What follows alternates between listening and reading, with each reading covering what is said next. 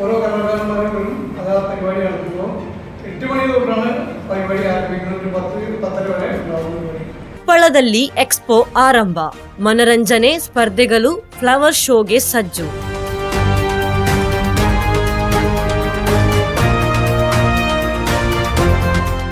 ಕಾಸರಗೋಡು ಜಿಲ್ಲೆಯ ಉಪ್ಪಳದಲ್ಲಿ ಅವಧಿ ಕಾಲವನ್ನು ಮನರಂಜನೆಯಿಂದ ಕಳೆಯಲು ಉಪ್ಪಳ ಎಕ್ಸ್ಪೋ ನಾಳೆಯಿಂದ ಆರಂಭವಾಗಲಿದೆ. ಈ ಕಾರ್ಯಕ್ರಮವನ್ನು ಏಷ್ಯನ್ ಟೂರ್ಸ್ ಅಂಡ್ ಟ್ರಾವೆಲ್ಸ್ ಸಂಸ್ಥೆ ಪ್ರಾಯೋಜಿಸಿದೆ.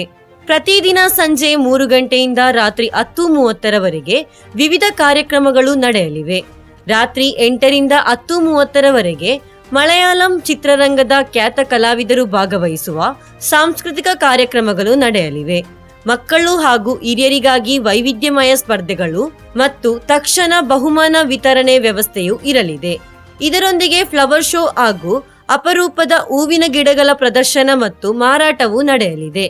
ಈ ಎಕ್ಸ್ಪೋ ಆಯೋಜಿಸಲ್ಪಟ್ಟಿದ್ದು ಅನೇಕ ಸ್ಟಾಲ್ಗಳು ಮತ್ತು ಫುಡ್ ಕೋರ್ಟ್ಗಳನ್ನು ಸಿದ್ಧಪಡಿಸಲಾಗಿದೆ.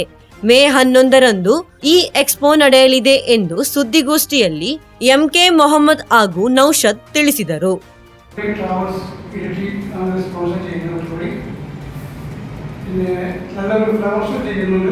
ഇതുവരെ ഫ്ലവർ ഷോ വന്നിട്ടില്ല. ഇത് അതിഗംഭീരമായ ഫ്ലവർ ഷോ ആണ് ചെയ്യുന്നത്. അതുകൂടാതെ അമ്യൂസ്മെൻറ്റ് പാർക്കുണ്ട്, വലിയ അമ്യൂസ്മെൻറ്റുകളാണ്. പിന്നെ കൂടാതെ ഡെയിലി കലാപരിപാടി ദിവസവും എല്ലാ ദിവസവും ഓരോ ദിവസവും കലാപരിപാടികൾ ചെയ്യുന്നുണ്ട്. അതുകൂടാതെ കുട്ടികൾക്ക് ഈ മത്സരങ്ങൾ നടത്താം.